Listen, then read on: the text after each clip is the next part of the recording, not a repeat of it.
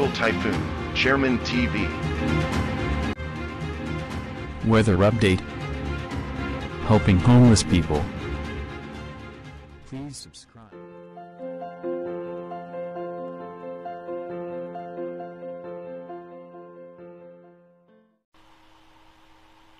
Magandang hapon po, ito po ang ating latest update ngayong araw para nga po dito sa ating minomonitor na lagay ng panahon.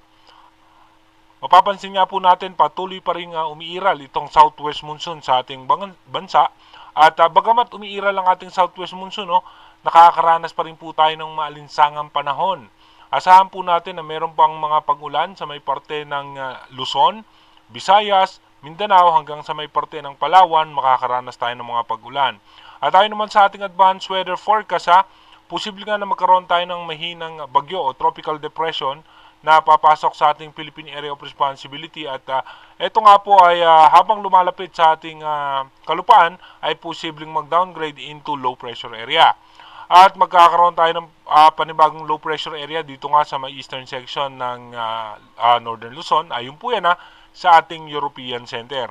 Sa ngayon po muna, asahan natin mayroong mga pagulan dito nga sa parte ng Ilocos Norte, Ilocos Sur, sa may lalong-lalo na po sa may parte ng Lawag, Bigan, dito nga po sa may Candon. Asahan din po natin may mga pagulan dito sa may parte ng Baguio, sa may La Union, ilang bahagi ng Pangasinan, dito nga po sa may Bolinao. Asahan din natin may mga pagulan sa may San Jose, Tarlac, may mga posibleng pagulan din sa may parte ng Bataan. Asahan din naman natin may mga biglaang pagbuhos ng pagulan sa may parte ng Metro Manila. Sa may Bicol region naman, asahan natin na magiging maulap ang ating kalangitan, maging dito nga po sa may parte ng Mindoro provinces. Asahan natin dyan yung ating mga localized thunderstorm. Dito naman po sa may parte ng Sorsogon, Bulan, Masbate City, Catarman ay posibleng makaranas tayo dyan ng mga biglaang pag-ulan. Dito rin po sa may parte ng Rojas City, asahan natin magkakaroon din tayo ng mga biglaang pagbuhos ng pag-ulan. Dito po sa may parte ng Bacolod, may mga pag-ulan. Mahina at katamtaman lamang po yung posibleng nating asahan dyan at maging dito po sa parte ng Dumaguete. Dito naman po sa may parte ng Tacloban, sa Nabal, at Catbalogan, posibleng may mga biglaang pagbuhos ng pag-ulan.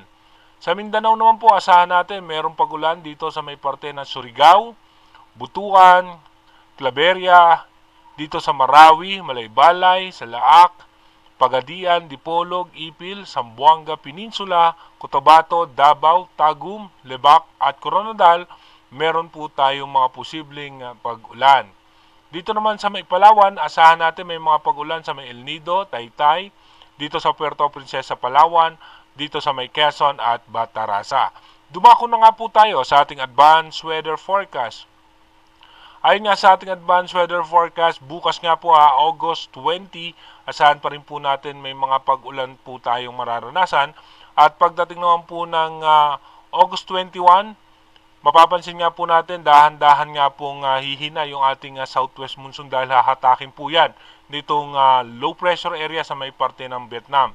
Pagdating naman po ng August 22, magkakaroon nga po tayo muli ng pagbugso ng habagat dahil nga mawawala yung low pressure area sa parte ng Vietnam at bubugso nga po yung habagat sa ating bansa. Pagdating po ng August 23, asahan pa rin po natin may mga pag-ulan. May mga mabubuong low pressure area outside par, pero ito naman po ay malulusaw din po kagad. Pagdating naman po ng August 24, by August 24, asahan natin magkakaroon pa rin po tayo mga mahina at katamtamang pag-ulan at meron pong low pressure area outside par. Pagdating naman po ng August 25, August 25, ito po yung pagbugso muli ng ating habagat at pagdating po lagi ng gabi, asahan natin magkakaroon tayo ng mga malalakas na pag-ulan. Ito nga po yung low pressure area na ating i-monitor na posible nga pong maging isang tropical depression or mahinang bagyo. Pagdating ng August 26, by August 26, ito nga po ay nasa labas pa rin ng ating Philippine Area of Responsibility at patuloy nga po yung paghatak sa habagat na magdudulot sa atin ng pagulan. At ito nga po magkakaroon tayo ng posibleng low pressure area dito nga sa eastern section ng Northern Luzon.